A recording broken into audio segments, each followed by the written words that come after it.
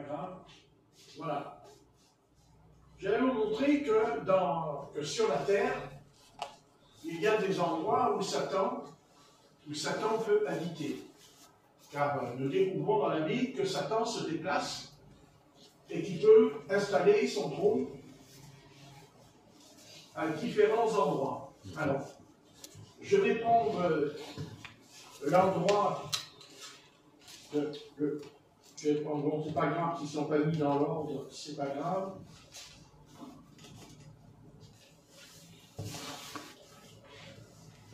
On va prendre dans 1 Roi, au chapitre 14 et verset 23, et je vais vous montrer, d'après la Bible, que l'endroit déjà où Satan peut installer son trône, mais c'est le seul endroit où il agit tous les jours.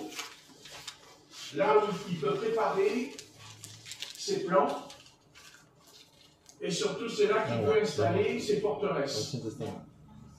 Oui. Dans 1 Roi, chapitre 14, c'est bon, ça y est. Et verset... C'est bon, ça y est, à trouver. Merci. 1 Roi, 14, et verset 23. Chapitre 3, verset 14. Il nous est dit, verset 23, alors, il nous est dit au verset 23, ils se bâtirent eux aussi des hauts lieux avec des statues et des idoles sur toutes les collines élevées et sous tout arbre vert. Donc les hauts lieux, c'était des lieux de culte qui étaient contre l'Éternel. Ce n'était pas des cultes pour l'Éternel. Hein, c'était des cultes d'idolâtrie. Voilà, idolâtrie. Mais nous découvrons que l'ennemi qui a inspiré le roi pourra, disons, permettre à l'adversaire d'amener le peuple d'Israël à pratiquer l'idolâtrie. C'est, quand on lit au verset 23, ils se bâtirent eux aussi des hauts lieux, donc avec des statues, donc c'est l'idolâtrie, et des idoles sur toute colline élevée et sous tout arbre vert. Donc ça veut dire que la forêt, les forêts, même encore aujourd'hui, c'est dans les forêts que Lucifer convoque ses serviteurs et ses servantes. C'est dans les forêts. Donc je vous donne ce passage et nous verrons. Donc il y a longtemps que la forêt est considérée par la Bible comme un endroit satanique et qu'elle est l'épicentre par excellence de sorcellerie. Oh que oui. Ouais, forêt. La forêt, c'est là d'ailleurs qu'on brûle les enfants aussi et qu'on les offre en sacrifice. C'est dans les forêts. Et ça se fait toujours. Encore aujourd'hui. La forêt est un lieu stratégique, un refuge surnaturel pour la construction de forteresses de Satan. C'est là qu'il construit ses forteresses. Car Satan construit des forteresses. Parce qu'il sait que le Seigneur peut l'attaquer. Que le Seigneur peut envoyer ses armées. Nous verrons plus tard, même pour nous, ça nous concerne, mais spirituellement. Donc maintenant, nous allons voir, en parlant de Jotham, roi de Juda, dans 2 Chroniques, chapitre 27 et verset 4, dans 2 Chroniques 27, verset 4, donc le livre des Chroniques, c'est après les rois. Juste après, ouais. Là, nous sommes dans 2 Chroniques 27 et verset 4.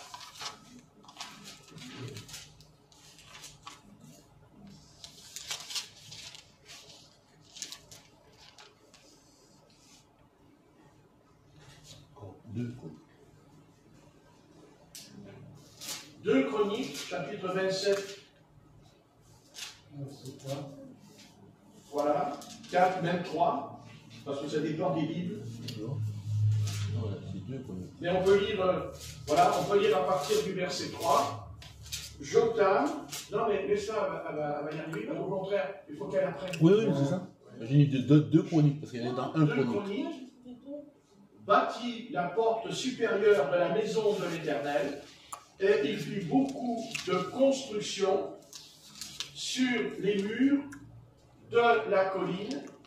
Et au verset 4, il dit, il bâtit des villes dans la montagne de Juda, et des châteaux et des tours dans les bois, c'est-à-dire dans les forêts. Donc là, nous voyons que ce roi-là, malgré son intégrité, quand il voudra construire des forteresses, il aura besoin de cet endroit, de la forêt.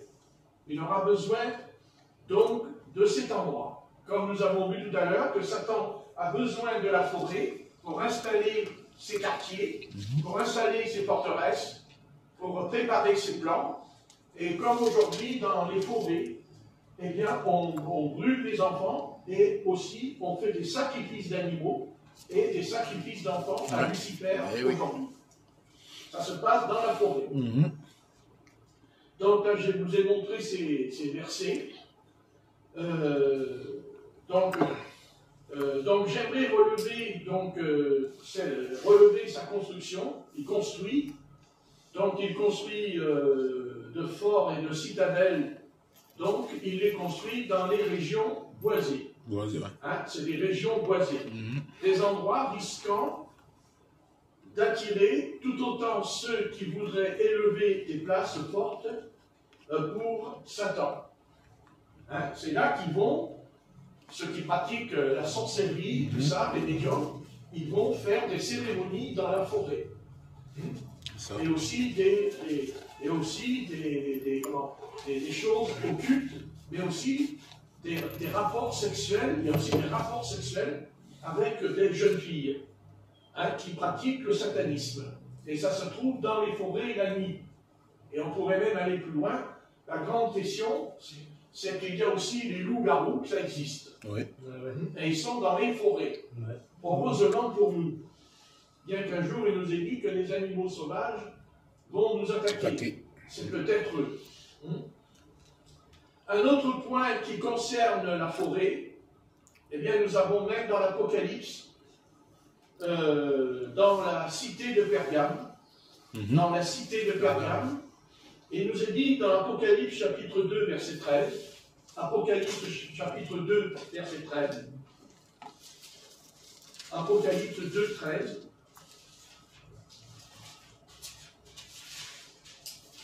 il nous est dit, donc c'est le Seigneur qui s'adresse à l'église de Pergame, et au verset 13, qu'est-ce que dit l'Esprit à l'église? Je sais où tu demeures, je sais que là est le trône de Satan. Alors pourquoi je vous ai donné ce verset? Quel rapport ça peut avoir avec la forêt? Ben, je vais vous dire pourquoi.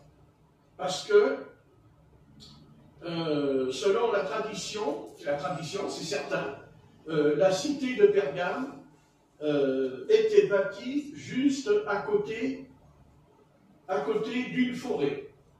Étonnant. Eh oui. Voilà, il y avait une très grande forêt à côté de la cité de Pergame et elle a été bâtie à côté de cette forêt. Pourquoi?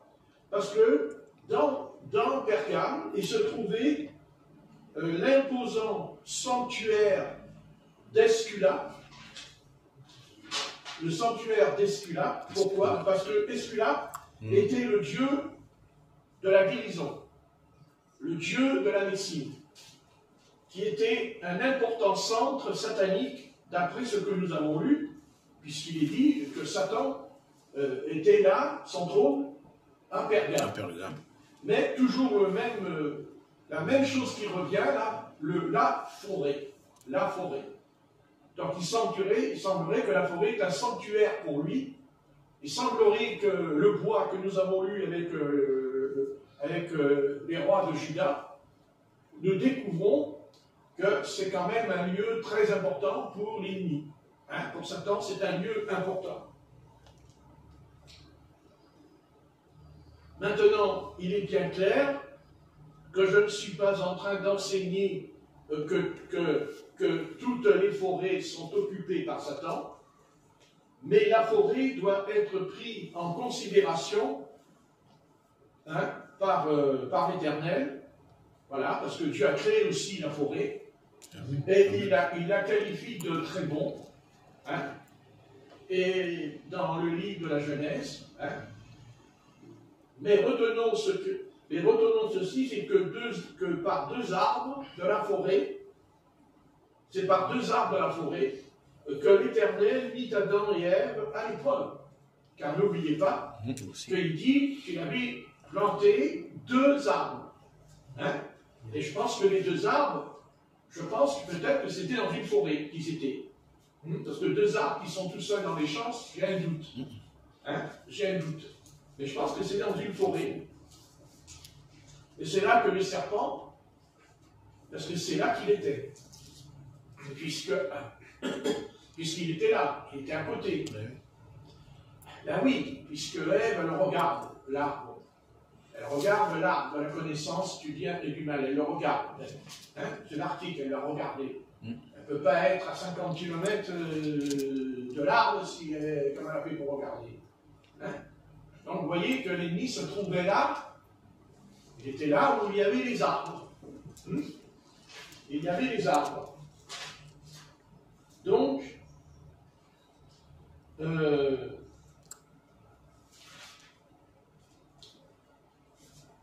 maintenant, ceci dit, que c'est très important que nous devrions aussi traiter la forêt, qui est une ressource naturelle, comme un bien précieux.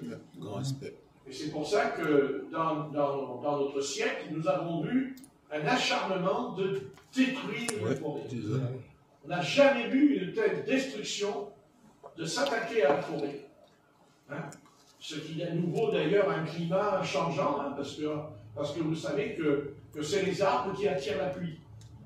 Là où il y a beaucoup d'arbres, il pleut, et là où il n'y a pas d'arbres, il ne pleut presque pas. L'oxygène aussi. Voilà, exactement. Vous voyez, donc c'est un bien précieux, mais Satan va dans cet endroit, il a choisi cet endroit. Vous voyez? Donc nous devons être conscients que le caractère attrayant peut aussi attirer, c'est-à-dire que ce que le Seigneur a créé, c'est attirant, c'est merveilleux, mais il faut aussi comprendre que ça peut aussi attirer les forces des ténèbres, n'est-ce pas, les forces mauvaises, pour établir dans la forêt une place forte, Mais tout au long de l'histoire, je vais vous montrer qu'il n'y a pas que la forêt que Satan a choisi, et je vais vous montrer aussi par la Bible que Satan a choisi aussi un lieu très important pour lui, c'est les mers, la mer. Les mers, vous voyez, les océans, les mers ont été considérés comme des endroits sataniques, Donc nous retrouvons dans la Bible ce problème qui existe vraiment dans la Bible au sujet de Satan dans la mer. Nous retrouvons donc ce serpent ancien appelé le diable, mais dans la Bible, le diable est aussi appelé dragon, un dragon, et même il est considéré comme un monstre des mers, mais aussi il est considéré même comme un crocodile. Comme un crocodile. Nous trouvons cela dans Ézéchiel, c'est le prophète Ézéchiel qui prophétise et qui explique Ézéchiel 32 et verset 2. Ézéchiel, vers la fin de la Bible.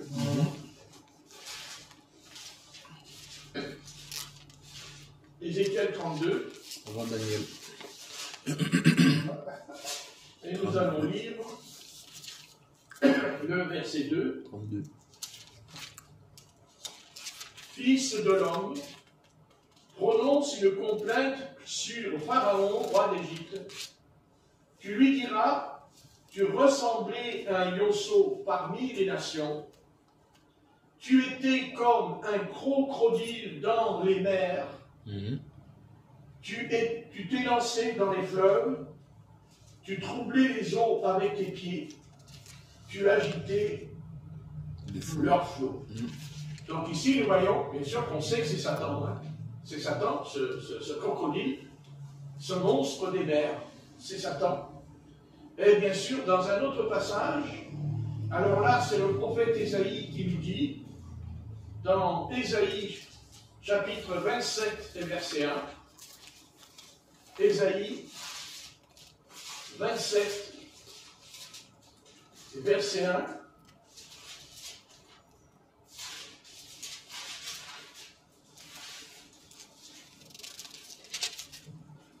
Ésaïe 27, verset 1.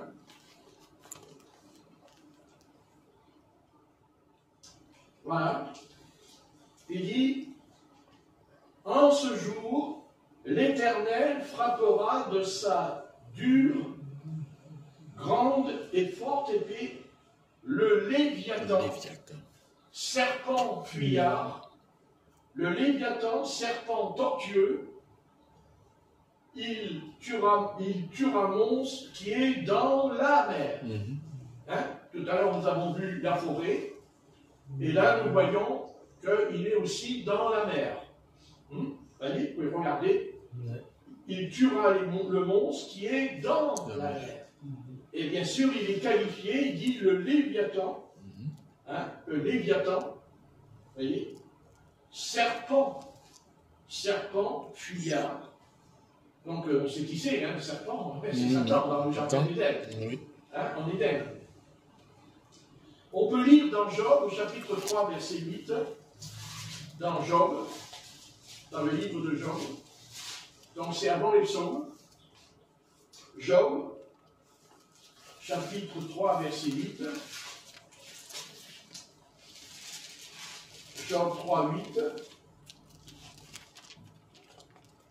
Job 3, verset 8. Qu'elle soit maudite par ceux qui maudissent les jours, par ceux qui savent exciter le Léviathan. Donc Job nous dit, il dit, par ceux qui savent exciter le Léviathan. On l'a lu tout à l'heure, c'est-à-dire le crocodile, c'est-à-dire le monstre, le dragon. Le dragon. Donc nous avons là une preuve encore que Job savait, puisque nous savons que c'est Satan qui l'a attaqué, hein, mais Job avait aussi la connaissance que Satan avait aussi était qualifié d'être un monstre marin. C'est un monstre, le Léviathan, marin. Vous voyez? Mais qui a pu avoir une forme de dragon. Qui avait une forme de dragon même. Vous voyez? Monstre marin, qui est normalement et spécialement, d'après la Bible, c'est vrai, crocodile, on l'a lu tout à l'heure, crocodile. Vous voyez? Donc ce Léviathan est considéré comme une puissance ennemie. Magnifique. Hein? Il est un adversaire. D'après la parole, il est un ennemi. Voilà, il est un ennemi. Et si je ne me trompe pas, dans Job 41,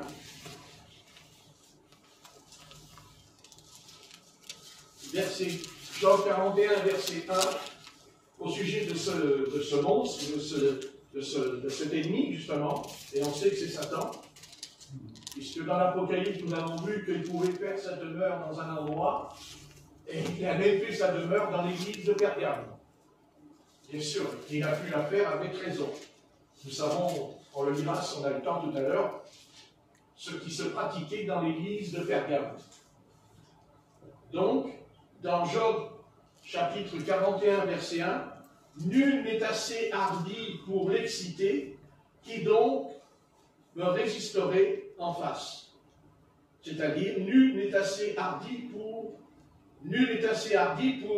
pour l'exciter. C'est qui? Pour l'exciter, c'est Satan. Voyez? Qui donc me résisterait, voyez, il dit, mais qui donc me résisterait en face? Et là, nous retrouvons encore, eh bien, nous retrouvons cet ennemi dans cet endroit.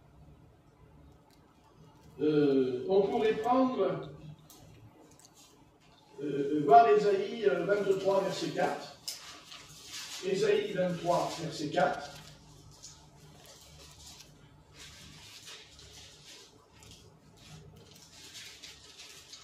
Ésaïe 23, verset 4.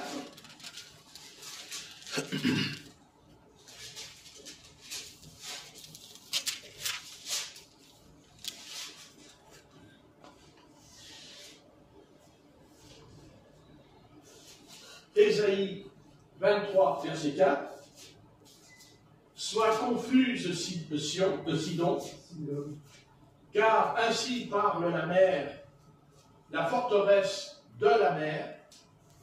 Voyez? Et là, il dit, au sujet de Satan, quand je vous ai dit qu'il installait ses forteresses, le texte nous dit que, car ainsi parle la mer, la forteresse de la mer. Donc, Satan construit, bâtit ses forteresses. C'est un point particulier, et qui peut-être, je n'affirme pas, peut-être peut supposer que les ovnis peuvent sortir justement de là. C'est-à-dire qu'ils sont au fond de la terre, mais sous la mer. C'est-à-dire que ce qu'on appelle les abîmes, là où les hommes ne peuvent pas aller, malgré qu'ils aient pu inventer des sous-marins pour descendre dans les profondeurs, mais ils ne peuvent pas aller où ils ne pourraient même pas y aller, parce que peut-être qu'il y a un passage, au fond de la mer qui permet peut-être à ces engins de voyager, de se déplacer, et ils sortent de la mer.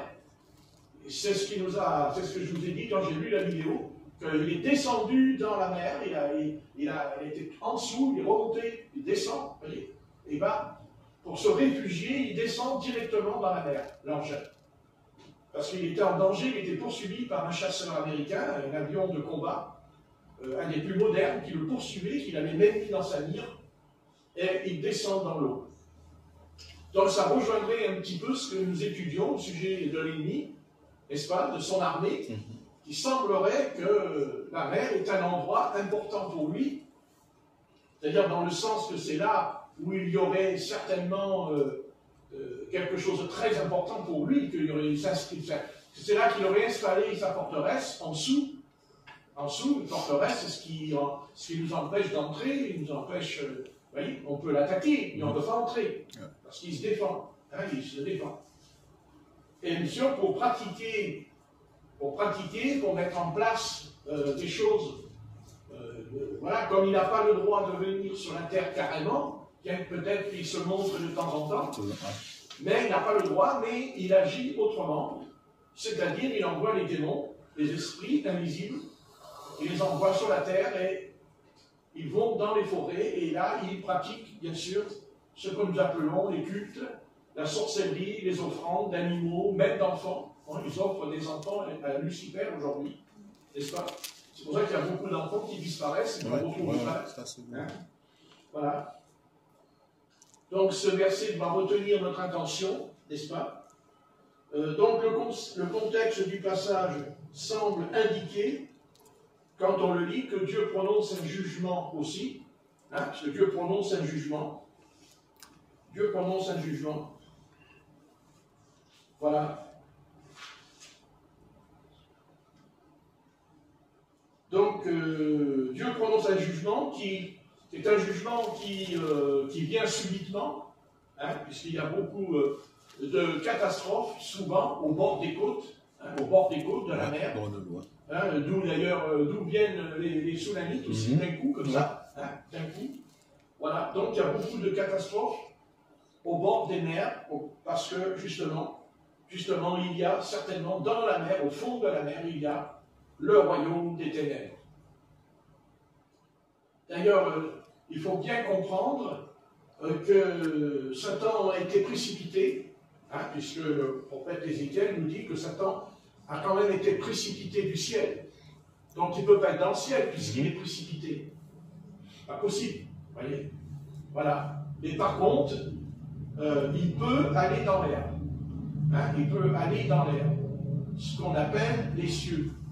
Puisque nous savons qu'il y a 3 ciels, n'est-ce pas? Il y a le paradis, il y a les cieux, c'est-à-dire l'air, le prince de l'air, et puis le ciel que nous voyons là, qui est bleu au-dessus de notre tête.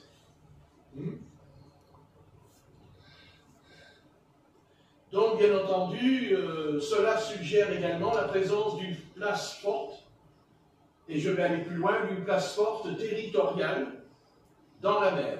Territoriale, ça veut dire territoire.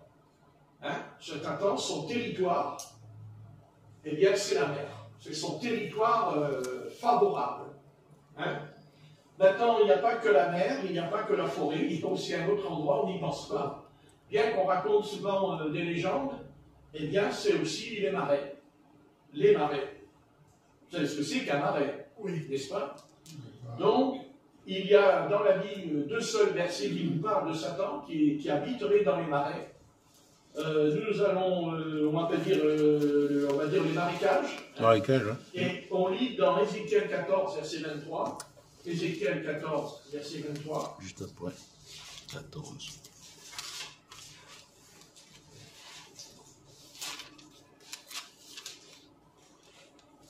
Tu entends? Tu entends? Bon, ça va. Alors, Ézéchiel 14, verset 23. Nous allons lire. Ézéchiel 14, verset 23.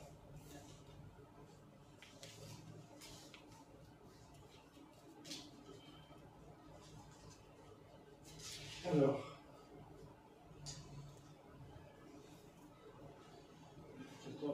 C'est l'instant. Ancien.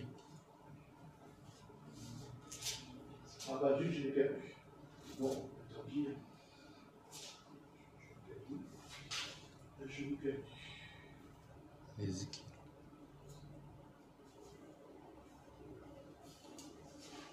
Bon, je l'ai perdu, le verset. C'est dommage. Je me suis trompé en écrivant. Ézéchiel, c'est ça? 13, 14. Ah oui, 14, verset 23. Alors, ok.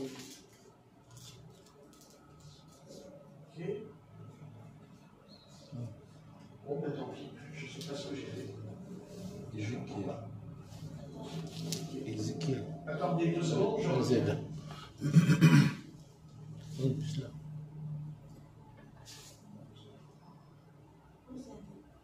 Hein?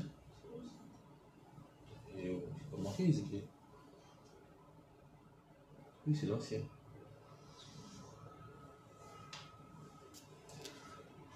Il a après Esaïe.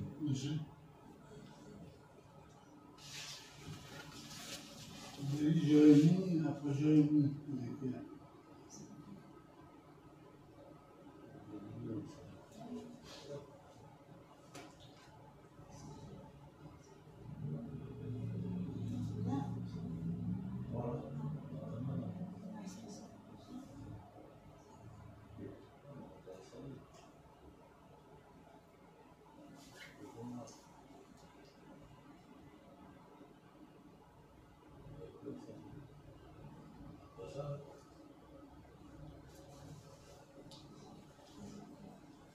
Donc, c'est pas Ézéchiel, c'est Ésaïe.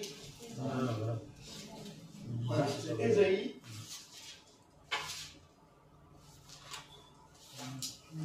Ésaïe 14, verset 23. Ce n'est pas la même chose. Ésaïe, oui.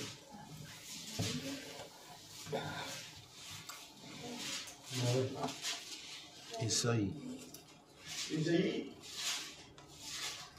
14, 14, 23. 23. Je pense que je ne me trompe plus. C'est bon. Voilà. J'en ferai le gîte du hérisson et un marécage. Et je la balayerai avec le balai de la destruction, dit l'Éternel des armées. Vous voyez? J'en ferai le gîte du hérisson et un marécage. Et je la balayerai avec le balai. Pourquoi Dieu veut-il détruire un marécage? Vous voyez? Parce qu'il y avait l'ennemi. Parce qu'il y avait l'adversaire. Bon, et on peut lire même un autre passage.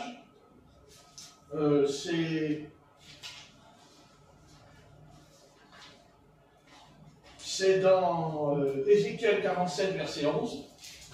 Ézéchiel 47, verset 11. Donc, vous voyez, il est parlé quand même du marais, hein, marécage. Ézéchiel 47, verset 11.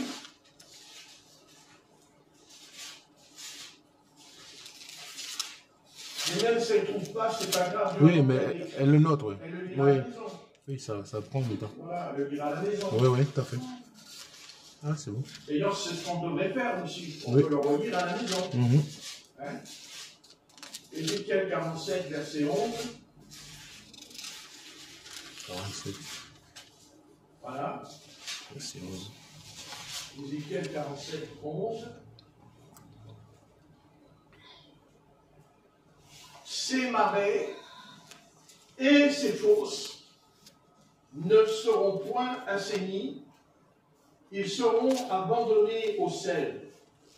Sur le torrent, sur ses bords de chaque côté, croîtront toutes sortes d'arbres fruitiers.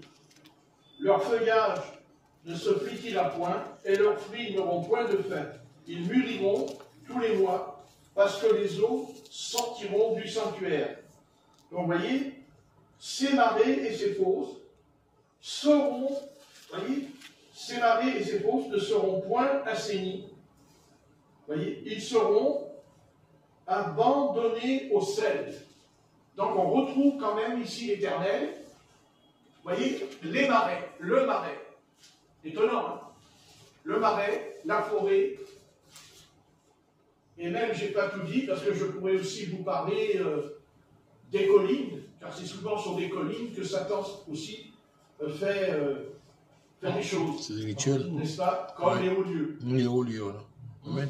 Qui d'ailleurs, il y a une armée qui était contre Israël, qui a dit que c'était le Dieu des montagnes, le Dieu des montagnes, qui disait que c'est les dieux des montagnes qui allaient battre Israël.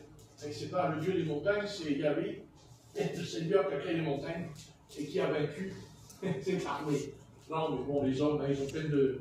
Voilà, donc, oui, ça fait dire Alain. Donc, Alain, il vit bien en ce moment. Il vit bien, c'est joyeux. C'est Nicolas. Comment? C'est Nicolas qui arrive. Ah bah, j'ai les oreilles bouchées. Donc, pour faire face à ces... Là, moi, elle était mythe, alors. C'est pour que je puisse t'accuser après. Voilà. Voilà. Pour faire face à ces forces sataniques, nous avons besoin, donc, ben voilà. Vous voyez, vous voyez, il y a la forêt. Hein? Nous avons besoin, vous voyez. Et de quoi nous avons-nous besoin? Allez, il va encore aller au cœur. Ah oui, c'est vrai, je sais, ce sera la deuxième bientôt. Et donc, c'est le torrent qui sort. Donc, ces forces sataniques que nous avons besoin, vous voyez, nous avons besoin, parce qu'on a besoin de la forêt aussi, on a besoin de la forêt, on a besoin du bois de la forêt pour combattre Satan. On a besoin de la forêt pour combattre Satan, et déjà il y a un verset qui le démontre, hein, c'est dans Ésaïe 22, verset 8, Ésaïe, chapitre 22. Ah, là aujourd'hui, hein, c'est théologie. Hein. Ah, théologie. Hein. Comme on a marre de l'entendre, comme ça ils n'entendront que les versets bibliques. Voilà.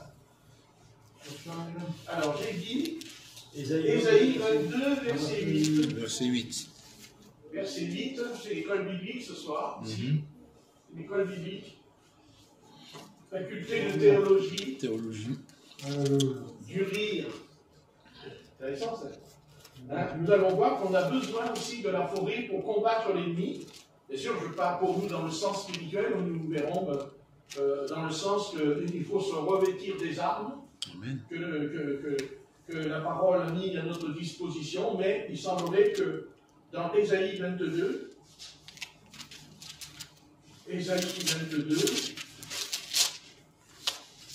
nous lisons au verset 8, les derniers retranchements de Juda sont forcés, en ce jour, tu visites les armures de la maison de la forêt. Vous voyez, c'est très grand comme texte. On ne fait pas attention à ce genre de petits passages là, comme ça, qui se trouvent dans la Bible, qui se trouvent dans les 65 livres de la Bible, n'est-ce pas? Ouais. Hein?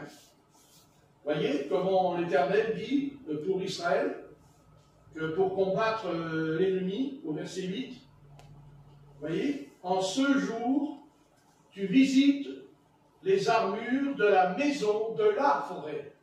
Alors, on pourrait mettre entre parenthèses la maison de David. Oui. Hein? La maison de David. Dieu compare donc la maison de David, Dieu compare son armée à une maison de forêt. C'est-à-dire par là qu'avec les arbres, avec le bois, on peut faire des boucliers, hein? On peut construire des forteresses. Armement. Parce que Satan, lui aussi, il fait aussi des forteresses. Mais il prend comme endroit le marais. Non. Il prend le marais, vous voyez, la forêt et la mer. Vous voyez? Donc maintenant, nous allons voir un peu, parce que si je vous ai donné tous ces versets, c'est pour vous combattre, c'est pour combattre, c'est pour vous montrer que, écoutez, c'est terminé le pique-nique. Hein, c'est terminé, parce que là, en lisant ces versets, nous comprenons que dans l'univers, dans le monde, eh bien, il y a vraiment une force étrangère à nous, un ennemi redoutable et terrifiant, parce qu'il a la capacité, eh bien, d'aller dans la forêt, d'aller dans le marais, d'aller dans la mer, et aussi sur les collines, partout, pour installer ces forteresses. Vous voyez? Il installe ces forteresses. C'est important, les forteresses.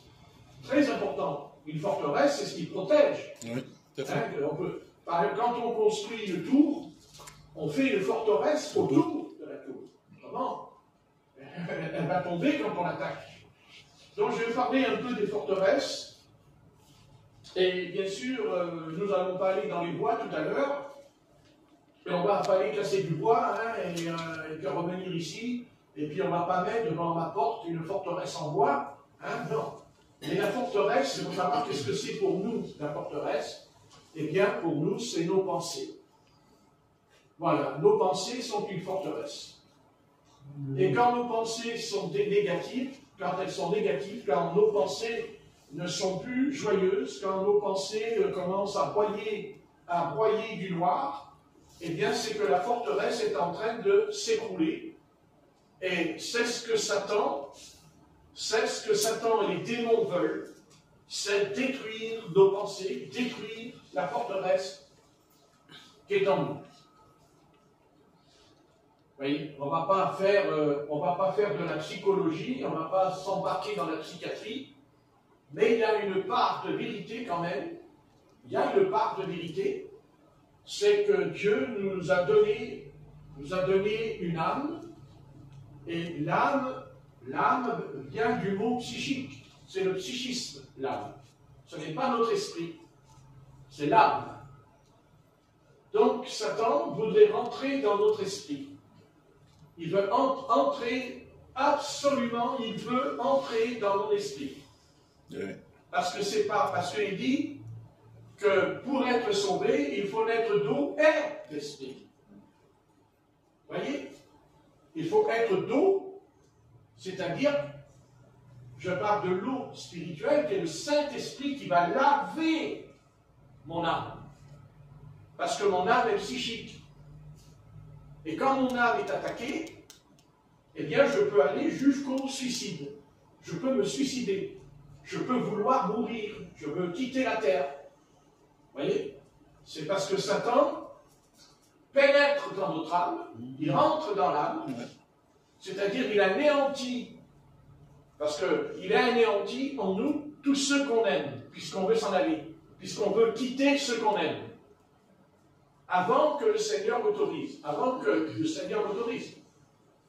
Donc, il va falloir comprendre que l'adversaire est en train de lancer, en ce moment, il lance la plus grande attaque que jamais l'histoire humaine et aussi que jamais le corps de Christ est confronté en ce moment à une attaque redoutable contre nous, car il veut anéantir en nous quelque chose qui le dérange, qui fait obstacle.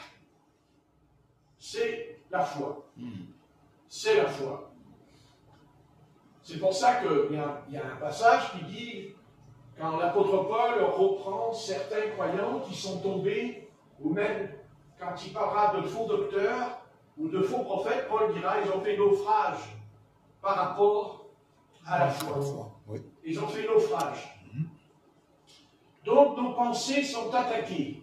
Elles sont attaquées jour et nuit, même dans le sommeil, par des cauchemars, sont attaquées dans la journée. Des fois, dans la journée, on se sent bien, ça va, puis on ne sait pas, des coups comme ça, on est complètement par terre, démoli, on est fatigué, on est très fatigué aussi.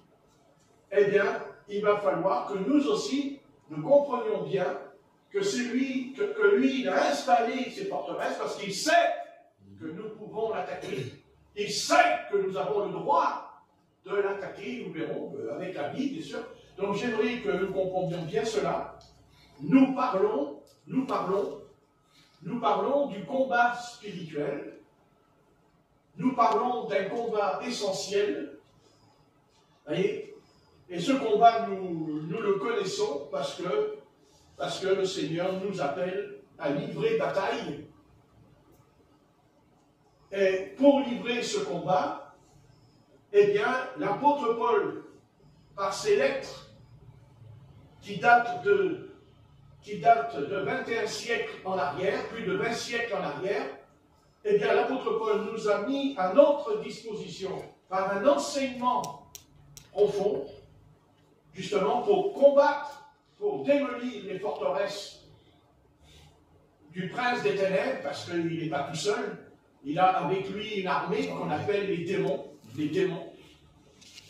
Et Dieu a mis à notre disposition, donc, il a mis d'abord à notre disposition d'abord une armure, il a mis une armure, et il nous a mis des armes. Parce qu'on ne peut pas partir à la guerre si on n'a pas une armure, parce qu'on pourrait partir au combat avec des armes, mais si on n'a pas une armure, eh bien nous n'avons pas ce qu'on appelle dans la parole l'arme défensive. Car Dieu nous a donné l'arme offensive, et il nous a donné l'arme offensive. Défensive. On attaque. Quand, si par exemple je viens vers toi et que je te rentre dedans, je suis offensif. Hein? C'est moi qui t'attaque. Et toi, tu te défends. Donc tu as reçu une arme défensive.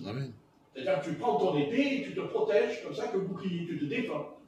Et l'arme offensive, c'est pas pareil. C'est que tu donnes un coup d'épée, tu envoies un coup de bouclier, comme ça, et tu le repousses. Tu attaques. Voilà. Comme dans les films. Vous voyez? Vous avez déjà vu des films. C'est bien. Mais maintenant, il faudrait le vivre, le film. Non, il ne faut pas trop rire. Au nom du Seigneur, ne ris plus.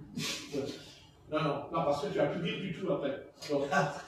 Et qui sont à notre disposition, hein, et que nous devons, quoi faire? Que nous devons les posséder et en faire un bon usage. Parce qu'il faut en faire un bon usage, les armes. Eh oui. Voilà. Alors, comment je sais que Dieu nous a équipés? Parce que nous allons prendre dans Éphésiens 6, Éphésiens chapitre 6 et verset 10. Nouveau Testament. Éphésiens, ça c'est dans le Nouveau Testament, après l'Évangile, pour aider les débutants, et qui ont 20 ans de conversion. Donc, Éphésiens chapitre 6, ça dépend lesquels, chapitre 6, Éphésiens chapitre 6,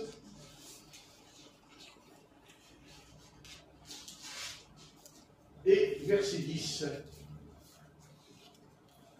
Au reste, fortifiez-vous dans le Seigneur et par sa force toute puissante. Revêtez-vous de toutes les armes de Dieu afin de pouvoir tenir ferme contre les ruses du diable. Donc il ne s'agit pas de dire, voilà, on a pu dévoiler par révélation, au travers des textes bibliques, comme on l'a lu tout à l'heure, Ézéchiel ou Ésaïe. Ça ne suffit pas d'avoir la révélation.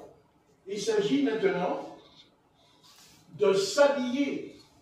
Quand on sort dehors, on s'habille. On ne sort pas tout nu dehors. Non. Et quand c'est l'été, on ne met pas de manteau. Et quand c'est l'hiver, on met un manteau. Donc on se couvre selon la saison. On se couvre et on se découvre. Mais même l'été, on se couvre. Alors vous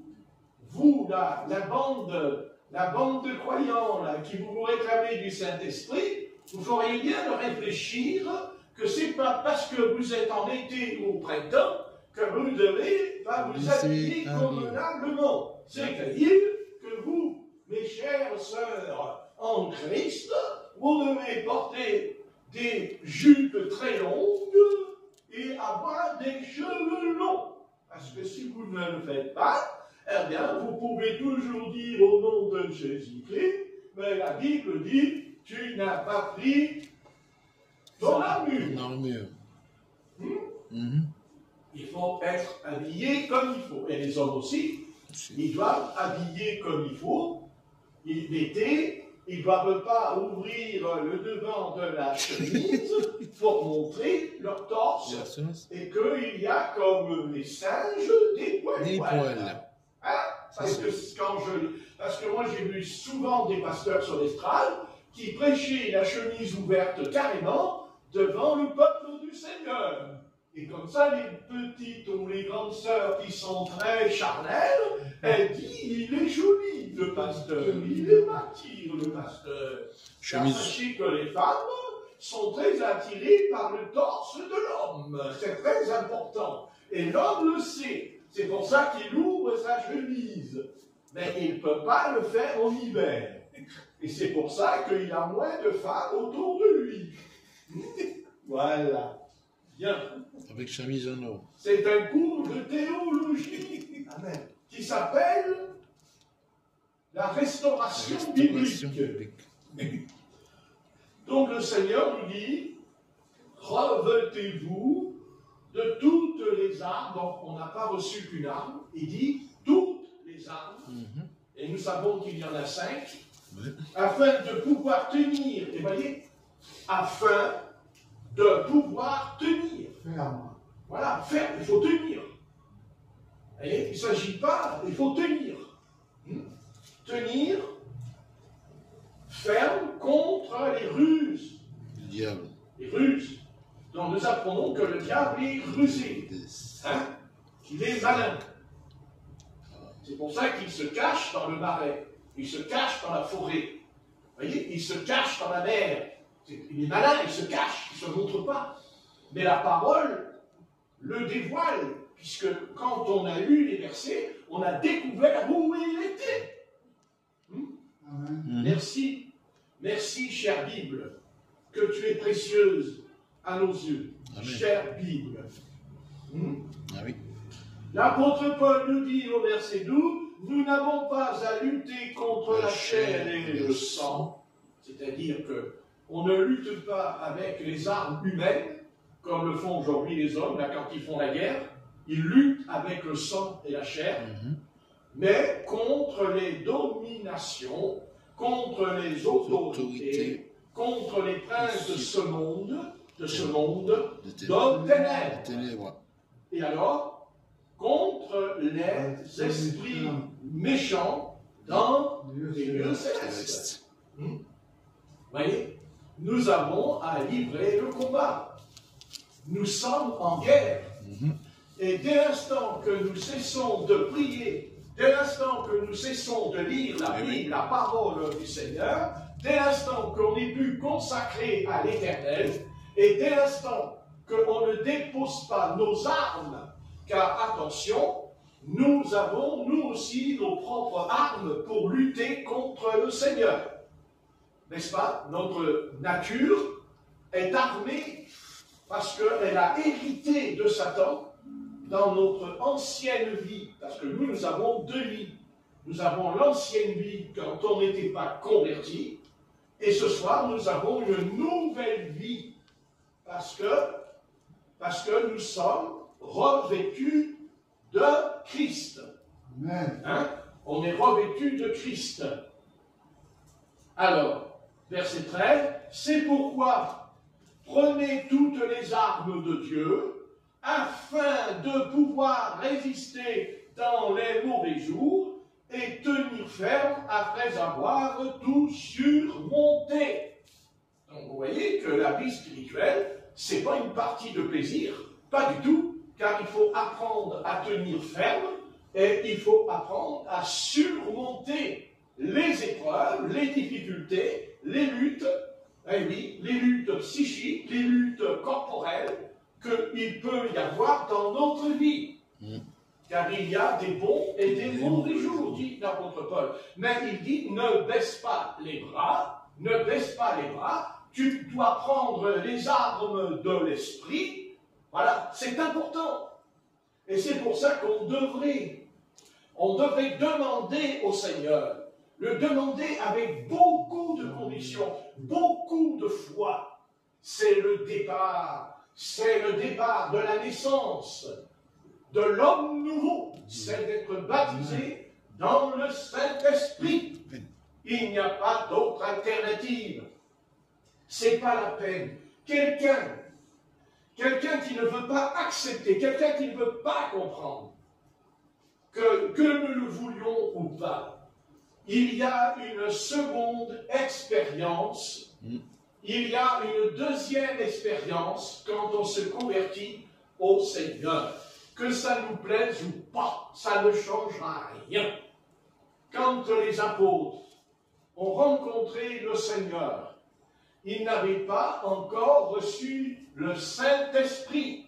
Ils avaient seulement reçu le pouvoir de chasser les démons, de guérir les malades, de ressusciter les morts, de purifier les lépreux, mais ils n'avaient pas encore reçu le baptême dans le Saint-Esprit, parce qu'ils n'ont jamais parlé en d'autres langues, ils n'ont jamais prophétisé. Ils avaient le pouvoir, parce que le Seigneur était avec eux pendant 3 ans et demi, il était à côté d'eux le matin, le soir, la nuit, mais il leur a donné le pouvoir.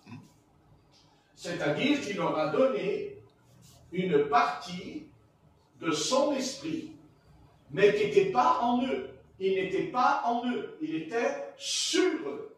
Sur eux. Vous voyez? Mais le jour de la Pentecôte, le Saint-Esprit est descendu. Il n'est pas descendu seulement sur eux, il est entré en eux. Il rentre en eux. Et l'apôtre Pierre va être changé carrément. Vous voyez, c'est ça le combat que Satan mène.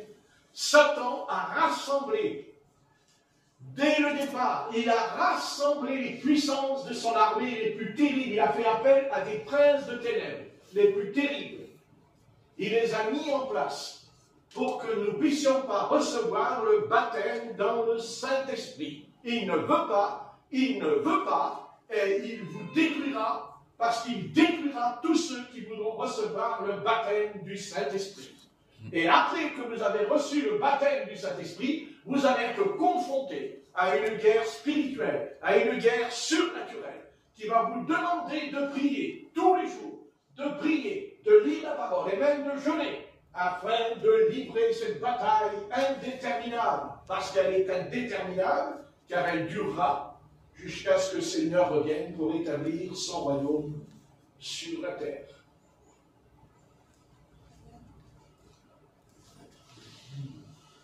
Comment voulez-vous que l'Église primitive, comment cette Église primitive aurait-elle pu prophétiser, parler en d'autres langues, chasser les démons, guérir les malades, ressusciter les morts, puisque Jésus-Christ était parti. Quand Jésus-Christ est monté dans le ciel, il est parti, les apôtres se sont retrouvés sans lui. Mais le Seigneur avait déclaré par l'évangile de Jean, il a dit, je ne vous laisserai pas orphelins, mais je vous enverrai un autre consolateur, le Saint-Esprit descendra sur vous. Donc ça veut dire que quand on reçoit le baptême dans le Saint-Esprit, eh bien c'est comme si que Jésus-Christ était en nous. C'est comme si que Jésus-Christ était avec vous. Donc ça veut dire que ce que Jésus-Christ a accompli dans son ministère apostolique avec l'aide des 12 apôtres, eh bien ce soir, Dieu nous le dit. Si nous demandons le Saint-Esprit au nom de Jésus-Christ, je veux recevoir le baptême dans le Saint-Esprit. Et le Seigneur a pris soin. Il n'a pas dit seulement, voilà, il y a un autre consolateur qui va venir.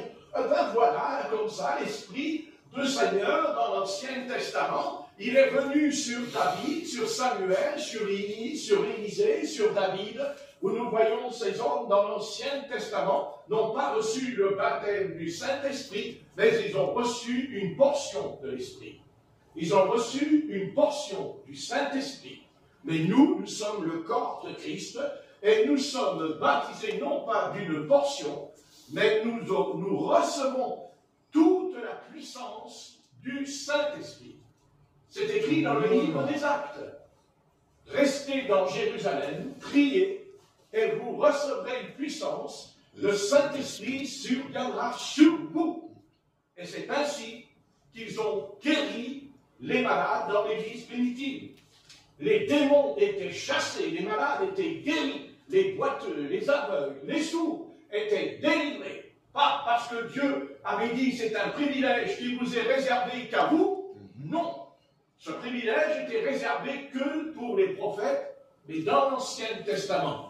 Mais dans le Nouveau Testament, l'apôtre Paul dit que les sœurs qui prophétisent dans l'assemblée doivent couvrir leur tête et que la couverture qui fait qu'elles peuvent prophétiser devant les anges, c'est leurs cheveux qui est long.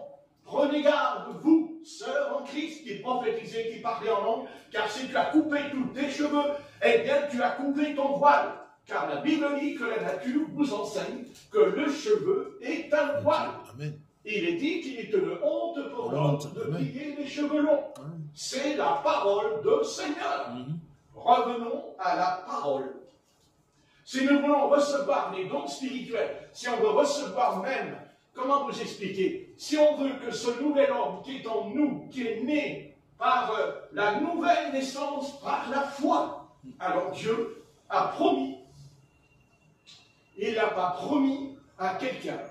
Il l'a promis à tout le monde. Tout dépend comment tu t'approches du Seigneur. Dieu a dit, ok, je vais vous donner le Saint-Esprit. Très bien. Comment il a fait pour vous le donner, le Saint-Esprit? Vous, tous les pasteurs, tous les docteurs, vous de théologie, vous qui êtes instruits et savants dans votre tête, vous dites, ah mais oui, le parler en langue, ce n'est plus pour aujourd'hui. La prophétie, ce n'est plus pour aujourd'hui. Vous dites le don des miracles, le don des guérisons, c'est plus pour aujourd'hui. C'était que pour les apôtres. Comment croire à une telle hérésie? Avez-vous compris où vous avez conduit l'Église du Seigneur dans cet âge? Dès le départ, vous vous êtes embarqué dans ce chemin qui s'appelle le doute et l'incrédulité. Comment je peux dire que j'ai la foi et que je ne crois pas dans la guérison? Comment je peux dire que j'ai la foi et que je ne crois pas que les démons peuvent être chassés? Ce n'est pas nous qui chassons les démons. Ce n'est pas nous qui guérissons les malades. Nous ne sommes pas des guérisseurs. Nous ne sommes pas des prophètes. Nous sommes simplement des âmes converties à Christ, parce que nous avons revêtu Christ. Amen. Et comme dit l'Épître Galates au sujet du baptême d'eau, nous pouvons le lire, il dit que quand on prend le baptême, nous avons revêtu Christ, c'est-à-dire l'armure. L'armure. Gloire à Dieu. L'armure, nous avons l'armure. Et cette armure, c'est le baptême. Je n'ai pas dit qu'il faut mettre de côté la connaissance de la Bible. Nous devons avoir les deux. Oui, la connaissance et l'esprit. Et c'est vrai, à quoi sert la connaissance si je n'ai pas l'esprit? Et à quoi sert d'avoir l'esprit si je n'ai pas la connaissance? Parce que la connaissance biblique est importante, elle me permet de ne pas tomber dans de fausses doctrines. Il faut les deux. Le baptême du Saint-Esprit est une cuirasse. Le baptême du Saint-Esprit, ce n'est pas seulement une puissance, comme si c'était un produit qui viendrait de la magie. Les apôtres n'ont jamais été des magiciens. Les apôtres n'ont jamais été des guérisseurs. Il y a un être tordu dans l'Église primitive qui a voulu cela en lui. C'est quand il a dit aux apôtres, donnez-moi ce don et je vous donnerai de l'argent. Dans le livre des Actes. Vous connaissez ce passage. Hein? Il a dit, je vous donnerai de l'argent, afin que moi, quand j'imposerai les mains, ils reçoivent le Saint-Esprit. Comment voulez-vous, comment croire un seul instant que Dieu va vous donner le don du Saint-Esprit? Ça ne s'achète pas. Ça ne s'achète pas. Ça a un prix. C'est vrai. Parce que dans la parabole des vierges, il nous est dit qu'elles sont parties chez les marchands, les 5 vierges folles. Bien sûr, elles ont dû payer le prix. Mais ce n'est pas. Mais le prix qu'elles ont payé, il était charnel. Et quand elles reviennent, écoutez bien ce que je vais vous dire. Quand elles reviennent, elles ont été chez les marchands. Allez en acheter. Mais comment expliquer que quand elles reviennent, comment se fait-il qu'elles n'ont pas pu entrer dans la salle des noces et rejoindre les vierges sages qui, elles, avaient le Saint-Esprit? Et eux, ils seraient partis pour aller demander aux marchands, c'est-à-dire à ceux qui prêchent là-dessus, comme moi ce soir. Moi ce soir, on pourrait me considérer comme un marchand. Un marchand, c'est quelqu'un qui vend un produit. Et moi, ce soir, quand je parle de ça, c'est comme si que je vous propose quelque chose, puisque vous ne l'avez pas. Je ne peux pas. Ceux qui ont reçu ce baptême, cette question n'est pas posée pour eux ce soir. Mais là, il faut régler la question. Et il faut la régler. Et tous les pasteurs de toutes les assemblées du monde sont appelés à venir là, non pas seulement à la croix, mais revenir dans la Bible, c'est-à-dire à revenir dans Acte 2, dans la chambre haute, et arrêter nos bavardages de perte de temps, parce que nous perdons du temps. Et Satan s'en sert pour détruire le corps de Christ. Mais heureusement, il y a un reste, car il y a toujours un reste qui reste fidèle au Seigneur. Amen. N'est-ce pas? Amen. Il y a toujours un reste. D'ailleurs, on peut le lire dans Apocalypse chapitre 2. Apocalypse chapitre 2, verset 12. Apocalypse 2, verset 12. Écrit à l'ange de l'église de Pergame. Voici ce que dit celui qui a l'épée aiguë à 2 tranchants. Oh Dieu! Celui qui a l'épée, c'est-à-dire celui qui a la Bible, celui qui a la parole, la Bible, mais à 2 tranchants. Amen. À 2 tranchants. Vous voyez, seule la Bible, seule la parole peut trancher, seule la Bible peut séparer, car dans la Bible, il n'y a pas de mélange.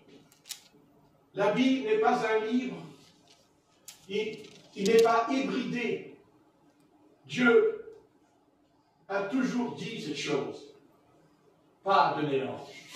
Pas de mélange. Et vous voyez au sujet de l'enlèvement, dans Matthieu 25, regardez, ils tentent le coup. Ils veulent faire un mélange. Les vierges folles, elles sont 10, mais à un moment donné, il y en a 5 qui n'avaient pas d'huile. Et il y en a 5 qui ont de l'huile. Quand je pense de ce qui est écrit dans Matthieu 25. Quand les vierges sages ont répondu aux vierges folles, quand les vierges folles ont dit « Donnez-nous de votre huile », donnez-nous de votre huile, elles sont déjà dans l'erreur. Comme si nous pouvions donner le Saint-Esprit. Amen. Comme si on pouvait même poser les mains aux gens et qu'ils recevraient le Saint-Esprit. Mais ça n'existe pas. C'est le Seigneur, c'est Jésus-Christ qui nous baptise dans le Saint-Esprit. Acte 1.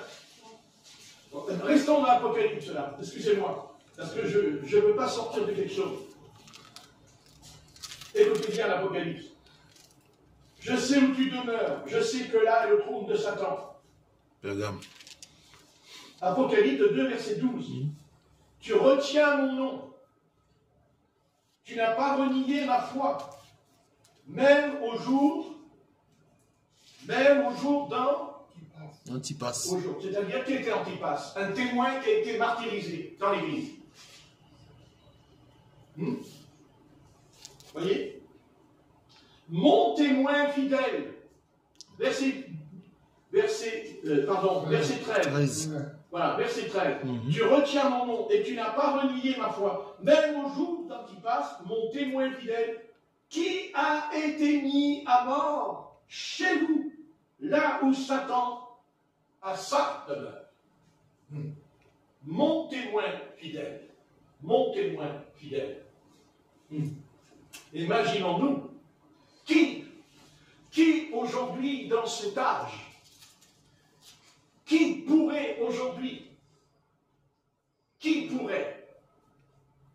encaisser, supporter ce qui est arrivé à Antipas jusqu'à la mort. Jusqu'à la mort.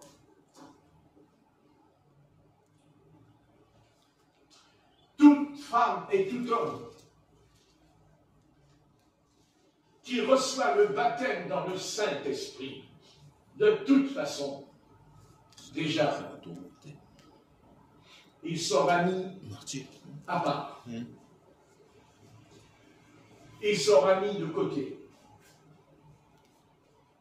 Et la consécration, quand on dit « je me consacre au Seigneur », d'ailleurs, qui a envie de se consacrer à l'Éternel aujourd'hui?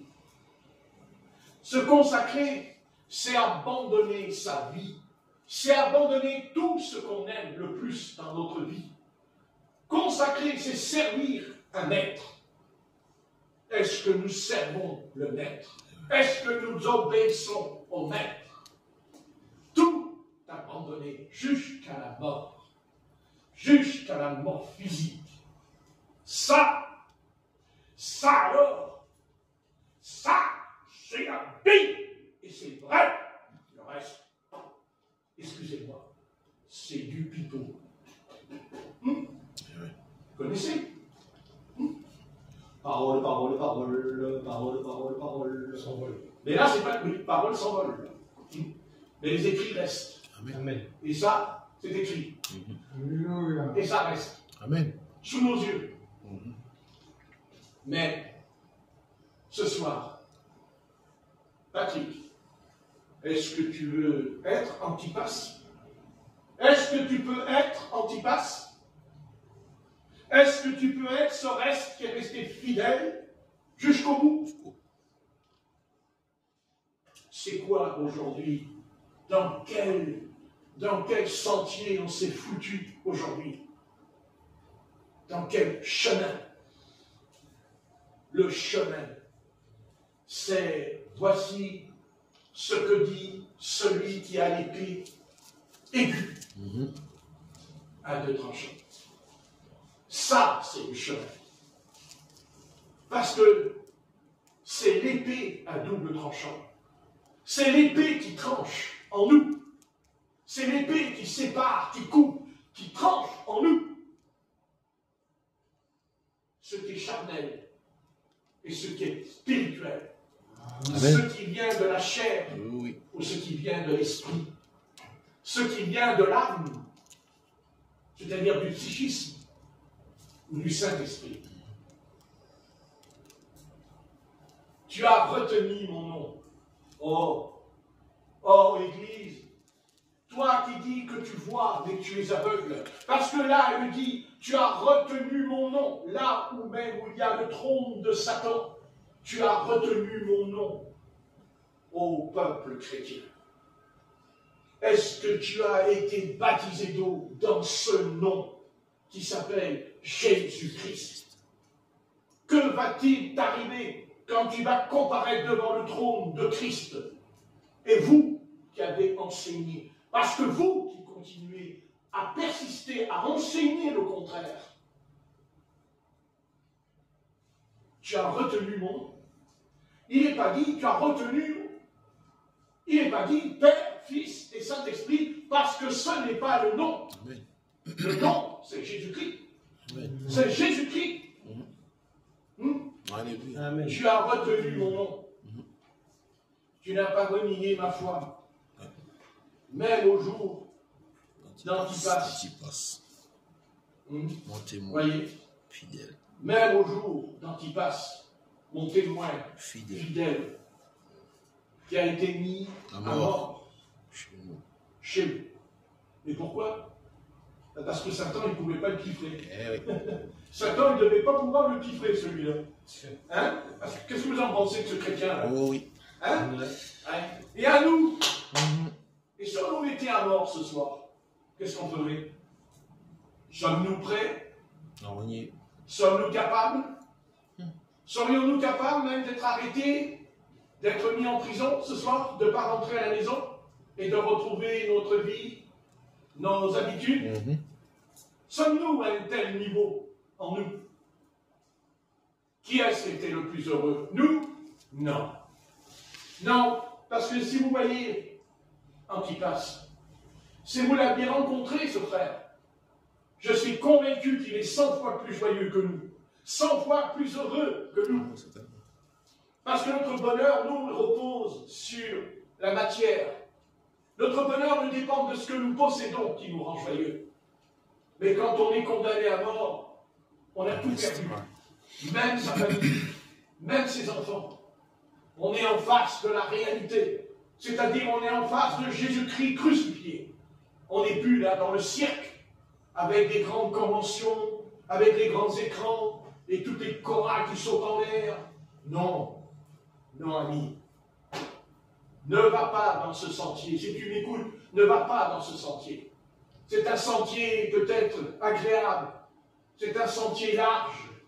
De toute façon, si tu es un témoin fidèle comme Antipas, tu n'iras pas toi-même te foutre là-dedans. Tu n'auras pas envie d'y aller. Tu n'auras pas envie d'y aller. Et si tu y vas, tu ne resteras pas plus de 5 minutes dans l'auditoire. Et tu sortiras. Parce que l'esprit qui est en toi, ce n'est pas l'esprit de livret. C'est la parole, l'épée. Amen. La parole, elle ne caresse pas mon péché. La parole, elle ne caresse pas la faiblesse. La parole n'excuse même pas quand j'ai péché. Il n'y a pas d'excuse quand on pêche. On peut chercher toutes les excuses qu'on veut. C'est mon enfance, j'ai souffert et tout le bazar. Non. La parole, elle dit non. La parole, elle dit non parce que la parole est une épée, les amis. Amen. La parole est une épée. Et c'est une épée aiguë. Et à double tranchant. Bien sûr. Ouais. L'Église de Jésus-Christ aujourd'hui est incapable de supporter, de tenir devant ce que je dis. Je le sais. Je sais même qu'on me ferait sortir par la fenêtre ce soir. Dans certaines églises, si j'y allais prêcher ce que je dis maintenant. Les chrétiens, ils ressortiraient tristes. Ils repartiraient tristes. Ils iraient voir le pasteur. Ne fais plus venir cet homme. On est triste, on n'est pas joyeux. Nous, on est venus ici pour être joyeux, pour sauter en l'air et taper les mains. Allez en avant. Oui, on peut sauter en l'air. Oui, on peut être joyeux. Et David a sauté en l'air. Et David a dansé devant l'Éternel. Mais David dansait avec l'esprit de l'Éternel. Amen. Avec l'esprit de l'Éternel. Pas non. Mais l'ennemi n'était pas content, hein, puisque sa propre épouse, la propre épouse a dit « Ah, il danse, regardez, oh, quelle horreur !» Quelle horreur. Ouais, quelle horreur. Marqué dans la Bible, on n'entend plus parler d'elle. Hein. Non, attendez, vous l'avez parlé d'elle, ou après, dans la Bible, David, il nous parlait de 2 femmes. Elle n'a pas eu d'enfant. Ouais, ça a été rapide, hein. Ça a été rapide. Même Bathsheba n'a pas osé dire du mal sur David. Même Bathsheba n'a pas dit du mal sur David. Vous voyez? Et pourtant, ce qu'il a fait, c'est pas bien. Mais elle a pas dit comme elle a fait l'épouse. Alléluia. Mon témoin Antipas. Donc, ouais. Amen. Amen. Hein? Ça fait du bien. Amen. Amen. On verra ça dans les jours qui viennent. Eh oui. On verra ça. Hein? Les catapultes ne peuvent pas faire des doucement. Il voit que je prêche, que je fais une réunion, et lui, il cataporte. Alors qu'on la prend et on la bouge doucement. Vous voyez? Voilà. Témoin Antipas. Donc, écrit à l'ange de l'Église. Bien aimé, on pourrait continuer sur ce thème. N'est-ce pas? Verset 14. Mais j'ai quelque chose contre toi. Mais j'ai quelque chose contre toi. Or, vous savez, quand je l'ai lu hier, je me suis mis devant le Seigneur, ici, par terre. J'ai dit, Seigneur Jésus, s'il te plaît, si tu as quelque chose contre moi, dis-le-moi. Dis-le-moi. Ça ne me fera pas plaisir. Ça va peut-être me fâcher, me contrarier en moi. Mais Seigneur, dis-le-moi. Parce que si tu ne me le dis pas, alors je vais rester dans l'état qu'on lit après. Regardez après.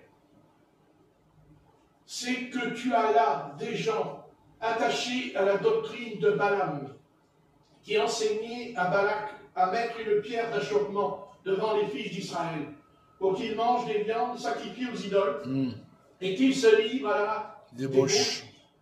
De même, bon ça c'est grave, c'est très grave, de même toi aussi, tu as des gens attachés pareillement à la doctrine des Nicolaïdes. Repens-toi donc, sinon je viendrai à toi bientôt, et je les combattrai avec l'épée de ma bouche. Et on en revient,